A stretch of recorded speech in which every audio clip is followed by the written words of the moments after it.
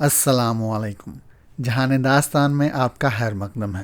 امید ہے کہ آپ خیریت سے ہوں گے۔ ساحرہ کی ایپیسوڈ 5 کے ساتھ حافی حاضر خدمت ہے۔ دفعاتاً اسے ایک خیال آیا، یہ دونوں افراد یہاں کہاں سے آئے؟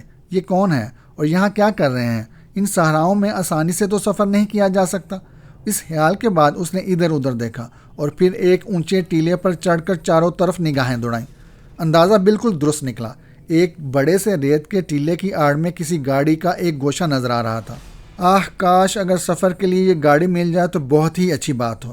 پھر اچانک ہی سلطان شاہ کو خیال آیا اور اس نے ان دونوں کی تلاشی لے ڈالی۔ دونوں کی جیبوں سے کوئی خاص چیز برآمد نہیں ہو سکی، مقامی کرنسی اور تھوڑے بہت ہتھیار۔ وہ لمبا چاقو سلطان شاہ نے اپنے قبضے میں کر لیا اور اس کے بعد وہ دبے قدموں اس لینڈ کروزر کی جانب بڑھنے لگا، جس کے عقب میں لگے ہوئے ٹائروں سے اس کے میکر اور ماڈل کا اندازہ ہوتا تھا۔ لیکن وہ محتاط تھا، ممکن ہے لینڈ کروزر کے پاس دوسرے افراد بھی موجود ہوں۔ ایک لمبا چکر کاٹ کر وہ نہایت احتیاط سے اس ٹیلے کی طرف پہنچا تو وہاں کا ماحول اس نے سنسان پایا اور اسے اندازہ ہو گیا کہ لینڈ کروزر کے پاس کوئی اور نہیں ہے، گویا وہ ان دونوں ہی کے استعمال میں تھی۔ اور تھوڑی دیر کے بعد وہ لینڈ کروزر کے پاس پہنچ گیا۔ اسے دیکھ کر خوشی کا احساس ہوا تھا۔ چاروں طرف کا جائزہ لینے کے بعد اس نے لینڈ کروزر کا دروازہ کھولا۔ چابی لگی ہوئی تھی، چنانچہ اس نے لینڈ کروزر سٹارٹ کی اور بے آواز انجن سٹارٹ ہو گیا۔ گاڑی شاندار تھی اور غالباً ریتلے راستوں پر چلانے کے لیے ہی بنائی گئی تھی۔ چنانچہ سلطان شاہ نے اسے سٹارٹ کیا اور آگے بڑھ گیا۔ بڑی بے کسی کا عالم تھا۔ وہ سوچ رہا تھا کہ کہیں صحراؤں میں راستہ نہ بھٹک جائے۔ کوئی تجربہ بھی تو نہیں تھا، لیکن عقل ساتھ دے رہی تھی۔ صحراؤں میں بے کسی کا سفر بڑی تکلیف دہ موت کا باعث بن جاتا ہے۔ اگر کوئی راستہ نہ ہو، کوئی سہارا نہ ہو تو بڑی مشکل پیش آ جاتی ہے۔ ایسا ہوا تو کیا کروں گا؟ سلطان شاہ یہی سوچ رہا تھا کہ دفعتاً ہی اسے ایک عجیب سا احساس ہوا۔ غالباً یہ پروں کی پھڑ پھڑاہٹ تھی جو اسے سنائی دی تھی۔ دوسرے ہی لمحے اس کا دل اچھل پڑا۔ اس نے فضاؤں میں دیکھا اور سفید پرندہ اسے نظر آ گیا۔ وہ اس کے ساتھ ساتھ ہی پرواز کر رہا تھا۔ اس وقت سلطان شاہ کے دل میں شدت سے یہ خواہش بیدار ہوئی کہ کاش یہ سفید پرندہ نیچے اتر کر اس کے شانے پر آ بیٹھے۔ کم از کم کسی جاندار ساتھی کی قربت کا احساس تو ہوگا۔ ویسے اب تک سفید پرندے کی جو کارکردگی رہی تھی، اس سے یہ بات بالکل واضح ہو چکی تھی کہ وہ اس کی رہنمائی کرتا ہے اور اس کی مدد بھی کرتا ہے۔ دوسری بات یہ کہ اس نے اس کے دشمن کا خاتمہ بھی کیا تھا۔ بے شک مسٹر ڈین کی موت کو سلطان شاہ اپنے ہاتھوں کی موت قبول نہیں کرتا تھا۔ اگر موقع ہوتا بھی تو وہ ڈین کو نہیں مارتا۔ سفید پرندے نے اسے ہلاک کر دیا تھا، اور پھر اس سے پہلے کی بات بھی اسے یاد تھی جب سفید پرندے نے رینا بار کو زخمی کر دیا تھا۔ غرض یہ کہ یہ ساری کارروائی جو کچھ بھی تھی، اس سے صرف یہ احساس ہوتا تھا کہ شعورا نے اپنی محبت سے مرغوب ہو کر وہ پرندہ اس کے لیے محسوس کر دیا ہے، اور وہ ہر جگہ اس کی رہنمائی بھی کرتا ہے اور اس کی مدد بھی کرتا ہے۔ پرندہ اس وقت بھی اس کی رہنمائی کر رہا تھا، بس ایک سہارا لے کر لینڈ کروزر کا رخ اس جانب کر دیا۔ پرندہ اس کی رہنمائی کر رہا تھا۔ اسے ایک ڈارا سی ہو گئی تھی اور اندازہ ہو گیا تھا کہ اب وہ صحیح راستوں پر سفر کر رہا ہے۔ پرندہ کبھی غوطہ لگا کر نیچے آ جاتا، کبھی بلند ہو جاتا۔ زیادہ فاصلہ نہیں طے کیا تھا سلطان شاہ نے کہ اچانک اس کے کانوں میں ایک عجیب سی آواز ابھری۔ وہ بہرحال اتنا احمق بھی نہیں تھا کہ اس آواز کا اندازہ نہ لگا سکتا۔ ریتلے صحرا میں لینڈ کروزر کی رفتار ویسے بھی بہت زیادہ تیز نہیں تھی۔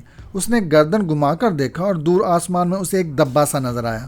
100% ہیلی کاپٹر تھا جس کی مشین کی آواز بلند ہو رہی تھی۔ یہ ہیلی کاپٹر پتہ نہیں کس جانب جا رہا تھا۔ سلطان شاہ نے سوچا۔ رفتہ رفتہ ہیلی کاپٹر قریب آتا جا رہا تھا اور سلطان شاہ شاید اس کی جانب رخ کر کے ہاتھ ہلانا چاہتا تھا کہ اچانک ہی ہیلی کاپٹر کے اطراف میں لگی ہوئی مشین گنوں سے گولیوں کی برسات ہوئی اور لینڈ کروزر کے صرف چند فٹ کے فاصلے پر ریت اڑنے لگی۔ سلطان شاہ بری طرح اچھل پڑا۔ ایک دم اسے یہ احساس ہوا کہ یہ اس صحرا میں پھیلے ہوئے لوگ ہوں گے جنہیں اپنے دونوں ساتھیوں کی موت کا علم ہو گیا ہوگا۔ اوہ میرے خدا، اس کا مطلب ہے کہ اب وہ لینڈ کروزر پر فائرنگ کر کے اس کے پرخچے اڑا دیں گے۔ اس نے ایک لمحے کے لیے لینڈ کروزر کو بریک لگائے اور اس کے بعد اسے پھر آگے بڑھا دیا۔ ماحول ایک دم سے بدلتا جا رہا تھا۔ ریت کے ٹیلے اب کافی کم ہو گئے تھے اور تھوڑے فاصلے پر گھنے درختوں کا جنگل نظر آ رہا تھا۔ راستے البتہ انتہائی ناہموار تھے اور تھوڑے فاصلے پر پہاڑی سلسلہ شروع ہوتا جا رہا تھا۔ یہ تو بڑی خوفناک صورتحال تھی۔ آگے ایک دم نشیب آ گیا تھا اور خاصا گہرا نشیب تھا جو پہلے نہیں پتہ چل سکا تھا۔ چنانچہ لینڈ کروزر اچانک نشیب میں اتر گئی۔ اب پتہ نہیں اس سے سلطان شاہ کو فائدہ ہوا تھا یا نقصان۔ کم از کم اس قسم کی لڑائی بڑائی کا اسے کوئی تجربہ نہیں تھا۔ آسمان پر بادل جمع ہوتے جا رہے تھے اور ماحول ایک دم مدھم پڑتا جا رہا تھا۔ اس نے دیکھا کہ ہیلی کاپٹر ایک دائرہ بنا کر پھر اس کی جانب چل پڑا ہے اور یقینی طور پر وہ ان ڈلانوں میں بھی اس پر حملہ کرنے کا سوچ رہا ہے۔ چنانچہ ڈلان سے اترنے کے بعد اس نے پوری رفتار سے لینڈ کروزر کو ڈرائیو کرنا شروع کر دیا۔ وہ ان جنگلوں میں پہنچ جانا چاہتا تھا جہاں شاید ہیلی کاپٹر اس پر گولیاں نہ برسا سکے۔ باہر طور یہ خوفناک صورتحال تھی۔ اس نے گھبرا کر اس پرندے کو تلاش کیا، وہ اب بھی اس کے اوپر ہی تھا، اور پھر اچانک ہیلی کاپٹر اوپر پہنچ گیا اور اس نے غوطہ لگایا۔ سلطان شاہ کے پاس بس یہی ایک عمل تھا کہ وہ تیز رفتاری سے دوڑتی ہوئی لینڈ کروزر کو بریک لگائے تاکہ ہیلی کاپٹر آگے نکل جائے، اور اس نے ایسا ہی کیا۔ لینڈ کروزر کے پہیوں سے آواز نکلی اور اسی لمحے ہیلی کاپٹر سے آتشی لکیریں نکلی اور لینڈ کروزر کے اگلے حصے سے ٹکرائیں۔ ایک دھماکہ ہوا اور دھوئیں کا مرغولا بلند ہو گیا۔ بہت ہی خوفناک صورتحال تھی۔ ہیلی کاپٹر وہاں سے آگے بڑھ گیا تھا، اور ایک اور بات بھی سلطان شاہ نے محسوس کی، وہ یہ کہ ہیلی کاپٹر کی آواز میں بھی تبدیلی ہو گئی تھی، لیکن اس کے ساتھ ساتھ ایک تیز چیخ سلطان شاہ کو سنائی دی۔ وہ اس چیخ کو اب اچھی طرح پہچانتا تھا، یہ سفید پرندے کی چیخ تھی۔ سلطان شاہ نے اسے نیچی پرواز کرتے ہوئے دیکھا۔ خون کی کئی بوندیں سلطان شاہ کے چہرے پر پڑی تھی۔ پرندہ زخمی ہو گیا تھا۔ تیز چیخیں نکالتا ہوا وہ ایک طرف دوڑتا چلا گیا، اور سلطان شاہ پریشان نگاہوں سے اسے دیکھنے لگا۔ اسے ایک دم سے ایک دکھ کا احساس ہوا تھا۔ یقینی طور پر ہیلی کاپٹر سے چلائی ہوئی گولیوں سے یہ پرندہ زخمی ہوا تھا۔ یہ تو بہت برا ہوا۔ بہرحال ہیلی کاپٹر نے پھر ایک لمبا چکر کاٹا اور اس کے بعد وہ سیدھا ہو گیا۔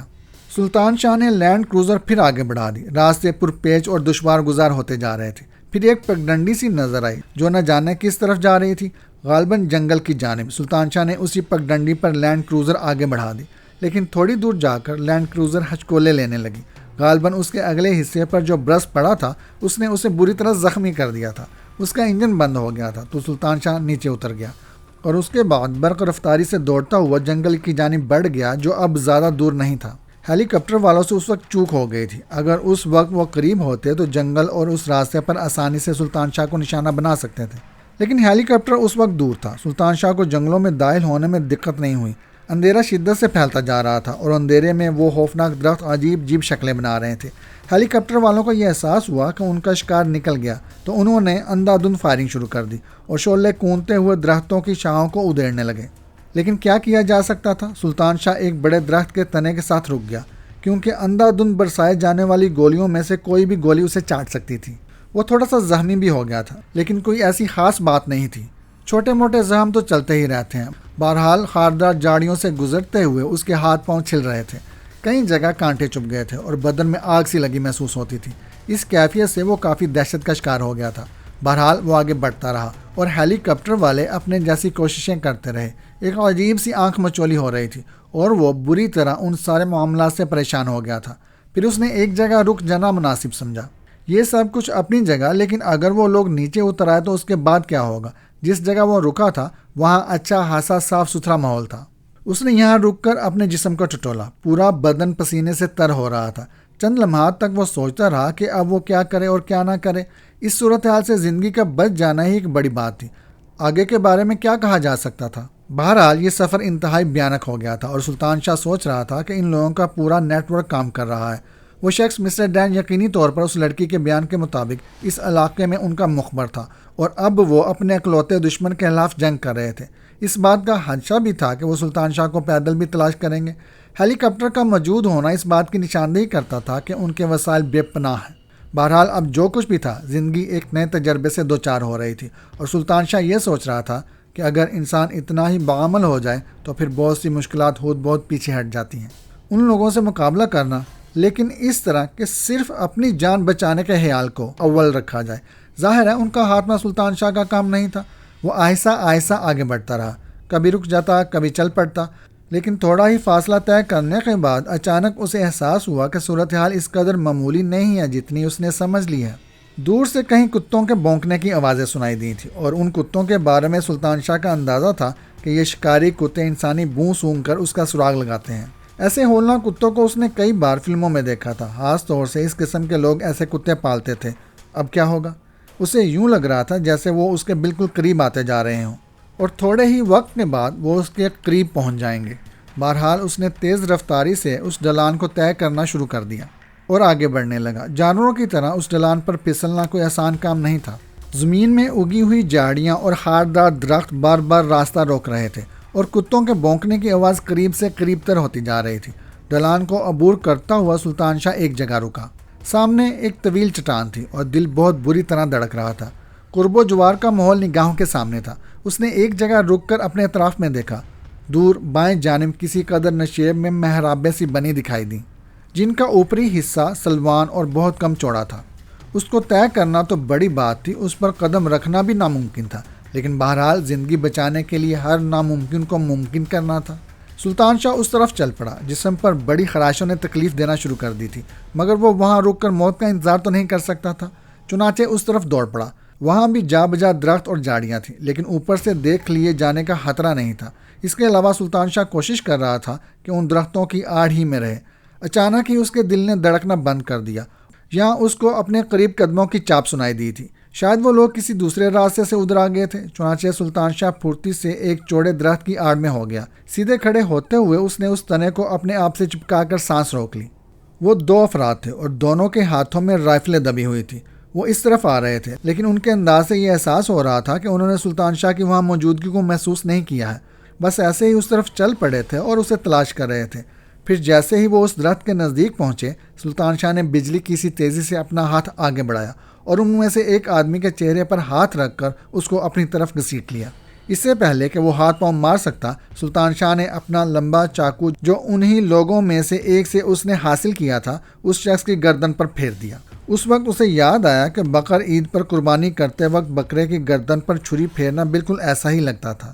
اچانک ہی وہ دوسرا آدمی جو اس سے زیادہ فاصلے پر نہیں تھا چونکا۔ پھر اس نے پھرتی سے اپنی رائفل سیدھی کی، لیکن سلطان شاہ نے اپنے بازو میں دبے ہوئے شخص کو پوری قوت سے اس پر دھکیل دیا۔ ایک زوردار لات سے وہ اپنی جگہ سے اچھلا اور اپنے ساتھی پر جا پڑا۔ پھر اس سے پہلے کہ رائفل والا سنبھلتا، سلطان شاہ نے اس پر چھلانگ لگا دی۔ اس کے علاوہ ہاتھ میں دبا ہوا لمبا چاقو اس دوسرے آدمی کے مختلف حصوں پر نشانات لگانے لگا۔ وہ اپنے مردہ ساتھی میں اس قدر الجھ گیا تھا کہ اسے ہاتھ پر ہلانے کا موقع نہیں مل سکا، اور پھر سلطان شاہ کا چاقو اس شخص کے ٹھیک دل کے مقام پر پیوست ہو گیا۔ اسے ہاتھ پاؤں چلانے کی زحمت بھی نہ کرنا پڑی۔ ایک مدھم سی چیخ کے ساتھ وہ لہرا کر زمین پر آ رہا۔ سلطان شاہ ان کے خون میں تر بتر ہو گیا تھا۔ بہرحال وہ ان دونوں سے نجات پانے کے بعد برق رفتاری سے دوڑتا ہوا اس بے ہنگم دیوار کے پاس پہنچا، جس کے ایک طرف پانی اور دوسری طرف گہری کھائی تھی۔ لیکن اس طرف پہنچتے ہوئے اسے اس بات کا احساس نہیں تھا کہ ادھر کیسا ماحول اس کا انتظار کرے گا۔ چنانچہ وہ ابھی سنبھل رہا تھا کہ نیچے جا پڑا۔ بمشکل تمام اس نے اپنے آپ کو کسی حادثے سے بچایا تھا۔ اس وقت ڈھلان کے ابتدائی سرے پر کئی افراد نظر آئے، جن میں سے کچھ مشین گنوں سے بھی مسلح تھے۔ وہ خوفناک درندوں کی مانند اس ڈھلان میں جھانک رہے تھے۔ پھر ان میں ایک نے سلطان شاہ کو دیکھ لیا اور چیخ کر اپنے ساتھیوں کی توجہ اس طرف مبذول کرائی۔ ان کے حلق سے خوشی کی آوازیں نکلی اور اس کے ساتھ ساتھ سلطان شاہ کے آس پاس مشین گنوں کی گولیاں برسنے لگیں۔ یہی نہیں بلکہ ان لوگوں نے دستی بم بھی استعمال کیے تھے، جو اس دیوار کے قریب آ کر پھٹے۔ اگر سلطان شاہ پھرتی سے خود کو اس دیوار میں گرا کر ایک پتھر کی آڑ میں نہ کر لیتا تو اس وقت اس کا برتا بن چکا ہوتا۔ گولیاں اتنی شدت سے برسی تھی کہ فضا میں دھند چھا گئی تھی اور بارود کی بو پھیل گئی تھی۔ پھر شاید قدرت کو اس پر رحم آ گیا۔ بادلوں سے بھرا ماحول اس قدر تاریک ہو گیا کہ قرب و جوار میں بالکل اندھیرا پھیل گیا۔ سلطان شاہ نے اپنے آپ کو ان پتھروں سے اٹھانے کی کوشش نہیں کی تھی اور اس خوف کا شکار کہ کہیں پھر روشنی نہ ہو جائے۔ اگر روشنی ہو جاتی تو وہ بآسانی ان لوگوں کی گولیوں کا نشانہ بن جاتا۔ چند ہی لمحے گزرے تھے کہ ایک آدمی اس دیوار کے ابتدائی سرے تک پہنچ ہی گیا۔ سلطان شاہ نے اسے آتے ہوئے دیکھ لیا تھا۔ وہ سانس روک کے اس پتھر پر پڑا رہا، لیکن چند لمحات کے بعد وہ شخص اس تک پہنچ گیا۔ اس نے اپنی مشین گن سیدھی کی اور دیوار سے قدم اٹھا کر سلطان شاہ کی طرف بڑھنا شروع کر دیا۔ غالباً یہ اندازہ لگانے کی کوشش کر رہا تھا زمین پر پڑا ہوا آدمی زندہ ہے یا مر گیا۔ ویسے بھی سلطان شاہ کا بدن چونکہ خون میں ڈوبا ہوا تھا، اس لیے اس بات کا شبہ کیا جاتا تھا کہ زمین پر پڑا ہوا آدمی زندہ نہ ہو بلکہ مردہ ہو۔ ابتدائی حصہ بے حد پتلا اور پھسلواں تھا، اس لیے اسے پھونک پھونک کر قدم رکھنے پڑ رہے تھے۔ بھاری مشین گن کی وجہ سے اس کا توازن نہیں سنبھل پا رہا تھا، لیکن کسی نہ کسی طرح کھسکتا ہوا وہ سلطان شاہ کے قریب آتا رہا۔ ادھر سلطان شاہ دھڑکتے دل کے ساتھ وہاں لیٹا اس کا انتظار کرتا رہا۔ اس نے اپنے آپ کو اس طرح ساکت کر لیا تھا جیسے اس کے بدن میں زندگی کی کوئی رمق نہ ہو۔ اس کی معمولی سی حرکت بھی اس کے دشمن کو ہوشیار کر سکتی تھی۔ پھر جیسے ہی وہ سلطان شاہ سے 2 قدم پیچھے رکا، سلطان شاہ نے اپنے لمبے چاقو کو لہرا کر ٹھیک اس کے سینے کے مقام پر وار کیا۔ چاقو اس قدر قوت سے اس کے سینے پر پڑا تھا کہ اس کا پھل پسلیوں کو کاٹتا ہوا اس کے سینے میں غائب ہو گیا۔ اس شخص کے حلق سے بکرے جیسی آواز نکلی اور وہ لڑکھڑا کر دیوار پر اور پھر گہری کھائی میں جا گرا۔ اس کی طویل اور کربناک چیخ اس کھائی میں گونجتی رہی اور اس کے بعد سناٹا چھا گیا۔ شاید وہ کسی چٹان سے ٹکرا کر زندگی کھو بیٹھا تھا۔ سلطان شاہ نے ایک بار پھر اپنے آپ کو سنبھالا اور ایک پتلی سی دیوار پر چلنے لگا۔ اتنی دیر سے اسے چلنے سے اس پر تھوڑی سی مہارت بھی ہو گئی تھی، لیکن اس کا خیال تھا کہ توازن قائم رکھنا اتنا مشکل کام نہیں ہے۔ لیکن بعض خیالات کا جواب بڑی آسانی سے مل جاتا ہے۔ اچانک ہی اس کا پاؤں پھسلا اور لاکھ کوشش کے باوجود وہ اپنے جسم پر قابو نہ پا سکا اور پھسلتا چلا گیا، اور پھر اس کے ہاتھ اس دیوار پر آ کر ٹک گئے اور جسم معلق ہو گیا۔ لیکن یہ کیفیت بھی زیادہ دیر پر ثابت نہیں ہوئی، اس لیے کہ جو پتھر اس نے سہارا بنایا تھا وہ بھی اپنی جگہ سے ہلنے لگا۔ سلطان شاہ نے قوت لگا کر اپنے بدن کو اٹھانا چاہا تو اس کا الٹا ہی نتیجہ نکلا۔ پتھر اپنی جگہ سے اکڑ گیا اور سلطان شاہ پرشور آواز کے ساتھ پانی کی طرف چل پڑا۔ پانی میں گرا اور نیچے کافی گہرائی میں ڈوبتا چلا گیا۔ پھر پانی نے اسے اوپر اچھالا۔ وہ تیزی سے اوپر آیا۔ اس نے ہاتھ پیر مار کر تیرنے کی کوشش کی، لیکن لا حاصل۔ اس کے اعصاب اس قدر شکستہ ہو چکے تھے کہ اس دریا کا مقابلہ نہ کر سکے، اور زبردست لہروں نے اسے آنن فانن میں بے بس کر دیا۔ رفتہ رفتہ وہ ہوش و حواس سے عاری ہو گیا۔ زندگی کے یہ دلچسپ کھیل اگر نہ ہوں تو زندگی کی داستان ادھوری رہ جائے۔ واقعات پیش آتے ہیں اور انسان یہ سوچتا ہے کہ کاش ایسا نہ ہوتا تو ایسے ہو جاتا، لیکن ایسا بھی ہوتا ہے اور ایسے نہیں بھی ہوتا، اور جو ہوتا ہے اس کا مقصد ہوتا ہے، یعنی صورتحال کہیں اور سے کنٹرول کی جاتی ہے۔ سلطان شاہ کے ساتھ بھی یہی ہوا تھا، اور جب اسے ہوش آیا تھا اور آنکھیں کھولی تھی تو چند لمحوں کے لیے تو ان آنکھوں کو کھلا ہی رکھا تھا اور اس کے بعد بند کر لیا تھا۔ پھر وہ سوچنے لگا تھا کہ جنت کی کیا شکل ہوتی ہے، اور جنت فوراً ہی مل جاتی ہے یا انتظار کرنا پڑتا ہے۔ اسے تو یہی لگ رہا تھا جیسے موت کے فوراً بعد ہی اسے جنت مل گئی ہو، کیونکہ جو چہرہ اس پر جھکا ہوا تھا وہ کسی حور کا چہرہ ہی معلوم ہوتا تھا۔ سفید رنگ، دلکش آنکھیں، پتلے نقوش، گہرے لمبے بال، ایک عجیب سا یونانی طرز کا چہرہ تھا۔ بالوں کی لٹوں نے سلطان شاہ پر چھاؤں ڈال رکھی تھی۔ جیسے ہی اس کی آنکھیں کھلیں وہ حور پیچھے ہٹ گئی اور اس کے ہونٹوں پر ایک مدھم سی مسکراہٹ پھیل گئی۔ دانت اس طرح چمکے جیسے کسی ہیرے کی ڈبیا کو کھول دیا جائے اور اس کی چمک آنکھوں کو ایک لمحے کے لیے بند کر دے۔ وہ سیدھا ہو گیا اور اس پر جھکی حور نے اپنا چہرہ پیچھے ہٹا لیا۔ سلطان شاہ نے ادھر ادھر نگاہیں گھما کر یہ اندازہ لگایا کہ کم از کم جنت کا ماحول یہ نہیں ہو سکتا۔ اس کے بارے میں تو بڑی بڑی خوبصورت باتیں سن رکھی ہیں۔ بے شک اس کے چہرے پر جھکا ہوا چہرہ کسی حور کا چہرہ ضرور لگتا تھا، لیکن ماحول جنت کا نہیں تھا۔ پھر اسے اپنی اس سوچ پر ہنسی آنے لگی۔ اس کے اعمال تو ایسے نہیں تھے کہ اسے لمحوں میں جنت مل جائے، تو اس کا مطلب ہے کہ یہ جنت بالکل نہیں ہے، اور نہ ہی یہ حور، بلکہ اسے ایک خوبصورت لڑکی کہا جا سکتا ہے۔ وہ کھڑی ہو گئی اور سلطان شاہ نے اس کا بھرپور جائزہ لیا۔ سلطان شاہ کی نگاہوں کی گرمی نے شاید لڑکی کو متاثر کیا تھا۔ ابھی کچھ کہنے ہی والی تھی کہ اچانک ایک باری زنانہ آواز سنائی دی، شائلہ، کیا وہ ہوش میں آ گیا؟ زبان عربی تھی اور لہجہ کسی قدر سخت۔ ہاں، وہ ہوش میں آ گیا ہے۔ تو جاؤ اپنے باپ کو بلا کر لاؤ، عورت نے عربی زبان میں کہا۔ لڑکی نے منہ بنایا جیسے وہ سلطان شاہ کے پاس رکنا چاہتی ہو، پھر وہ وہاں سے باہر نکل گئی۔ سلطان شاہ اسے جاتے ہوئے دیکھتا رہا۔ بہت ہی دلکش چال تھی، بہت ہی حسین وجود تھا۔ ایک لمحے کے لیے اس کے ذہن میں شعورہ آئی، اور شعورہ کے ساتھ ساتھ ہی سفید پرندہ جو زخمی ہو گیا تھا اور جس کے خون کے قطرے اس کے بدن پر ٹپکے تھے۔ اس احساس کے ساتھ اس نے اپنے جسم کو دیکھا، لیکن یہ دیکھ کر حیران رہ گیا کہ اس کے جسم پر گردن سے لے کر ٹہنوں تک ایک سفید لبادہ تھا۔ اس کا لباس بدل دیا گیا تھا۔ سلطان شاہ کی کوئی بھی چیز اس کے پاس نہیں تھی۔ نہ جانے یہ لباس کس نے بدلا ہوگا۔ بہرحال تھوڑی دیر کے بعد دروازہ کھلا اور ایک شخص اندر آ گیا۔ یہ ایک دراز قد اور تندرست آدمی تھا۔ آتش دان میں دہکنے والے شعلوں کی چمک اس کے گالوں پر پڑ رہی تھی۔ اس کی آنکھیں روشن اور چمکدار تھیں، اس میں زندگی کی حرارت تھی۔ مونچھیں بہت گھنی تھی جن سے اس کا دہانہ چھپا ہوا تھا۔ وہ سلطان شاہ کے قریب آ کر کھڑا ہو گیا۔ پھر اس نے جھک کر کہا، تو تمہیں ہوش آ گیا۔ ہم سب کو بہت تشویش تھی، تم کافی عرصے بے ہوش رہے ہو۔ اب تم کیسے ہو؟ اس لڑکی نے کہا۔ بہت بہتر ہوں، لیکن میں کہاں ہوں؟ تم لیبیا کے ایک چھوٹے سے گاؤں زوتیا میں ہو۔ زوتیا؟ سلطان شاہ نے زیر لب دہرایا۔ بھلا اسے کیا معلوم تھا کہ زوتیا کیا ہے اور شائلہ کون ہے؟ لیکن لیبیا کا لفظ سننے کے بعد اسے یہ اطمینان ہو گیا کہ وہ جس جگہ پہنچنا چاہتا تھا وہاں پہنچ گیا ہے۔ بلا سے ایک گاؤں ہی میں؟ اس نے سوال کیا۔ تو کیا یہ گاؤں دریا کے کنارے آباد ہے؟ ہاں، اگر دریا کے کنارے نہ ہوتا تو تمہارا جسم ہمیں کیسے ملتا؟ ٹھیک ہے، ویسے کیا تم مجھے بتا سکتے ہو کہ میرے جسم پر کتنے زخم ہیں؟ کوئی زخم نہیں ہے۔ کیوں، کیا تم اپنے آپ کو زخمی محسوس کرتے ہو؟ نہیں، مگر تمہارے ساتھ کیا واقعہ پیش آیا تھا؟ بس کچھ لوگ غلط فہمی کی بنا پر میرے دشمن بن گئے تھے، جبکہ میری دنیا میں کسی سے بھی دشمنی نہیں ہے۔ جنگلوں میں انہوں نے مجھے نقصان پہنچانے کی کوشش کی اور میں اپنے آپ کو بچاتا ہوا یہاں تک پہنچا، یہاں تک کہ دریا میں گر پڑا۔ اوہو، کیا تم ادھر سے گزر رہے تھے جدھر کے بارے میں کہا جاتا ہے کہ وہاں سمگلروں کا راج ہے؟ کیا کہہ سکتا ہوں، سلطان شاہ نے جواب دیا۔ خیر، ہم تم سے بہت زیادہ سوالات نہیں کریں گے، جاؤ شائلہ، اس کے لیے بیڑ کا دودھ لاؤ، اس نے کہا، اور پھر سلطان شاہ کی طرف رخ کر کے بولا، جب دل چاہے یہاں سے جا سکتے ہو، ہم نے اپنے مذہب کے مطابق تمہاری مہمان نوازی کی ہے، اور اب جب تم ہوش میں آ گئے ہو تو تمہیں مزید آرام و سکون دینا چاہتے ہیں، چنانچہ یہاں سے فرار کی کوشش مت کرنا، جب اور جس طرح چاہو گے ہم تمہیں جانے کی اجازت دے دیں گے۔ سلطان شاہ گہری سانس لے کر خاموش ہو گیا۔ اس شخص نے لڑکی کی طرف اشارہ کیا۔ لڑکی میٹھی نگاہوں سے سلطان شاہ کو دیکھ رہی تھی۔ جب وہ واپس مڑی تو مدھم سی انداز میں مسکرائی اور اس کے بعد چل پڑی۔ سلطان شاہ گہری نگاہوں سے اس کا جائزہ لیتا رہا۔ یہ لڑکی در حقیقت ایسی تھی کہ بہت سے معاملات کو بھول کر، بہت سی مشکلات کو نظر انداز کر کے اس کے پاس رہا جا سکتا تھا۔ بہرحال یہ تو انسانی سوچ ہوتی ہے، خاص طور پر اس عمر کا عطیہ۔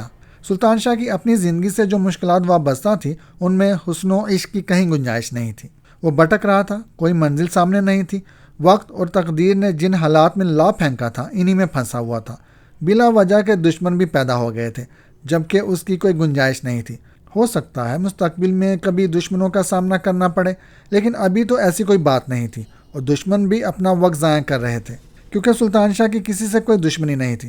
لیکن باہر طور جو ہوتا ہے وہ تو بھگتنا ہی پڑتا ہے۔ تھوڑی دیر ہی گزری تھی کہ وہ لڑکی واپس آ گئی۔ اس کے ایک ہاتھ میں دودھ کے برتن تھے اور دوسرے ہاتھ میں ایک چھوٹی سی ٹرے جسے اس نے ایک طرف رکھ دیا۔ وہ سلطان شاہ کے قریب آئی اور بے تکلفی سے بولی، میں تمہیں سہارا دے کر اٹھاؤں؟ میں خود اٹھ سکتا ہوں۔ پہلے یہ دودھ پی لو تاکہ بدن میں توانائی آ جائے، اس کے بعد میں تمہارے زخموں کی دیکھ بھال کروں گی۔ ابو نے کہا ہے کہ میں تمہارے زخموں کو دوا لگا دوں۔ ویسے تو تمہارے زخم خاص نہیں، بس ہلکی ہلکی خراشیں ہیں، لیکن کبھی کبھی جنگلی کانٹوں سے لگی ہوئی خراشیں نقصان بھی پہنچا دیتی ہیں۔ میں ان پر ایسی دوا لگاتی ہوں جس سے جراثیم مر جاتے ہیں۔ سلطان شاہ اٹھ کر بیٹھ گیا۔ لڑکی نے دودھ کا برتن آگے بڑھایا تو سلطان شاہ نے ہاتھ پھیلائے۔ نہیں، یہ دودھ میں تمہیں اپنے ہاتھوں سے پلاؤں گی۔ سلطان شاہ نے عجب سے انداز سے اسے دیکھا۔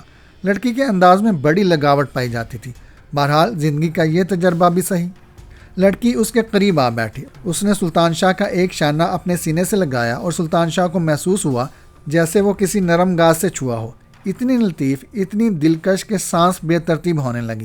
لڑکی بہت زیادہ محبت کا مظاہرہ کر رہی تھی اور سلطان شاہ کو ایک بار پھر رینا بارک یاد آ گئی جس نے اس سے لگاوٹ کا اظہار کیا تھا تو سفید پرندے نے اس کی پیشانی داغدار کر دی تھی۔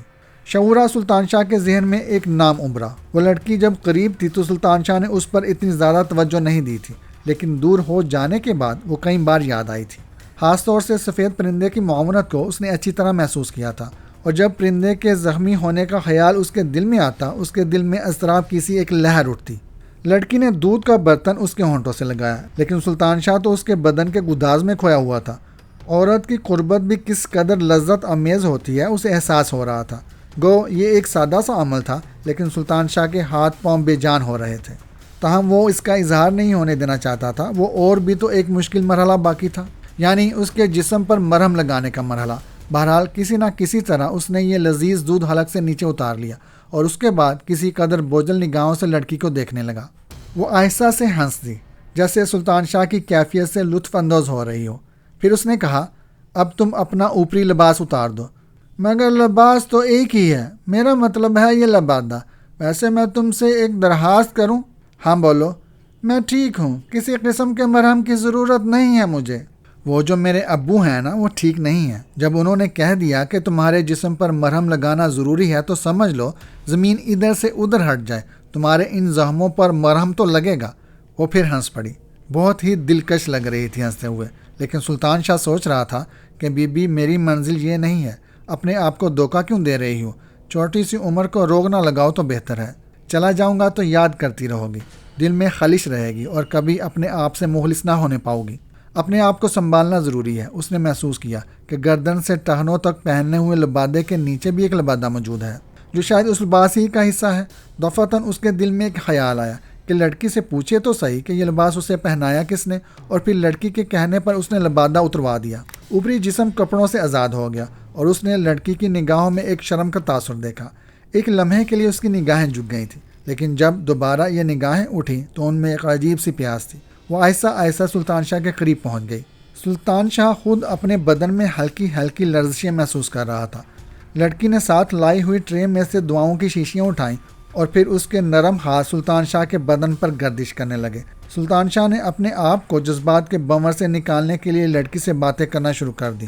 اس نے کہا، ایک بات بتاؤ شائلہ، ارے تم تو میرا نام بھی جانتے ہو۔ ہاں، وہ کیسے؟ تمہارے ابو نے میرے سامنے تمہارا نام لیا تھا، بلکہ تمہاری ماں نے تمہیں تمہارے نام سے پکارا تھا۔ مگر تمہارا نام کیا ہے؟ نہ میرے ابو نے پوچھا اور نہ میں نے۔ سلطان شاہ۔ اچھا سلطان، اس نے زیر لب دہرایا۔ ہاں، کیا پوچھ رہے تھے؟ دریا سے مجھے یہاں تک اٹھا کر کون لایا؟ ابو، وہ بہت طاقتور آدمی ہیں، تمہیں کھلونے کی طرح کندھے پر ڈال کر لائے تھے اور ہم سب حیران رہ گئے تھے۔ کہنے لگے کہ انہوں نے تمہیں دریا سے نکالا ہے۔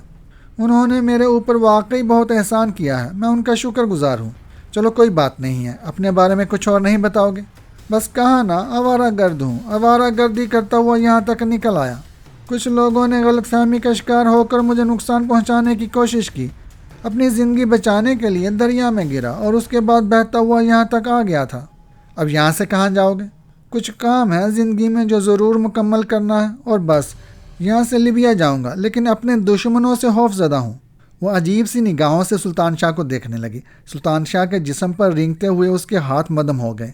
ایسا لگا جیسے وہ کچھ خیالات میں ڈوب گئی ہو، لیکن دوسرے ہی لمحے اس نے اپنے آپ کو سنبھال لیا۔ پھر بولی، ہاں، وہ جو آتے ہیں اور چلے جاتے ہیں، کبھی کبھی اتنے گہرے زخم چھوڑ جاتے ہیں کہ پھر زندگی کے آخری لمحے تک ساتھی بنے رہتے ہیں اور انسان اپنے آپ سے جھوٹ بولتا رہتا ہے۔ میرا خیال ہے کہ تمہارے ان زخموں میں کوئی خاص تکلیف نہیں ہے، میرے لائق کوئی اور کام ہو تو بتاؤ۔ وہ ایک دم سے اپنی جگہ سے اٹھی۔ اس نے سلطان شاہ کے زخموں کو پوری طرح مرہم بھی نہیں لگایا تھا۔ اپنا سارا ساز و سامان اٹھا کر باہر نکل گئی اور سلطان شاہ اسے عجیب سی نظروں سے دیکھتا رہ گیا۔ پھر اس نے ٹھنڈی سانس لے کر کہا، تم نے بالکل ٹھیک فیصلہ کیا لڑکی، میری زندگی میں ایسی کوئی گنجائش نہیں، نہ ہی میں کسی کو کوئی مقام دے سکتا ہوں۔ اس کے بعد شائلہ سلطان شاہ کے پاس واپس نہیں آئی تھی، بلکہ اس کے لیے کھانے پینے کی اشیاء شائلہ کا باپ ہی لایا تھا۔ وہ ایک رات سلطان شاہ کو وہاں اور گزارنی پڑی۔ دوسرے دن شائلہ کے باپ نے اس سے کہا، میری بیٹی نے مجھے بتایا ہے کہ تم لیبیا جانے کے خواہش مند ہو، میں تمہیں راستہ بتا سکتا ہوں، گو تمہیں اس طرف پیدل ہی جانا ہوگا۔ ویسے بھی فاصلہ اتنا زیادہ نہیں ہے کہ تمہیں کوئی بڑی دقت ہو۔ میں آپ کا بے حد شکریہ ادا کرتا ہوں محترم بزرگ کہ آپ نے میرے لیے زحمت کی۔ ٹھیک ہے، تو تم کب جانا چاہتے ہو؟ اس شخص کے انداز میں جو خشکی تھی اسے سلطان شاہ نے محسوس کیا تھا۔ نہ جانے وہ خود کیا چاہتا تھا، لیکن بہرحال جانا تو تھا، اور پھر اس نے کافی دور تک سلطان شاہ کی رہنمائی کی تھی اور اس کے بعد وہ چل پڑا تھا۔ کھانے پینے کی کچھ اشیاء ازار عنایت اس نے سلطان شاہ کے ساتھ کر دی تھی۔ بہرحال وہ وہاں سے آگے بڑھ گیا اور اس کے بعد ایک لمبا سفر طے کیا گیا۔ یہ کہانی ابھی جاری ہے۔ یہ کہانی آپ کو کیسی لگی کمنٹ میں بتائیے گا۔ کہانی پسند آئے تو لائک ضرور کیجیے گا۔ ہمارے چینل کو سبسکرائب کر دیں اور بیل آئیکن کے بٹن پہ کلک کر دیں تاکہ آپ کو ہماری آنے والی کہانیوں کا نوٹیفیکیشن موصول ہو سکے۔ شکریہ۔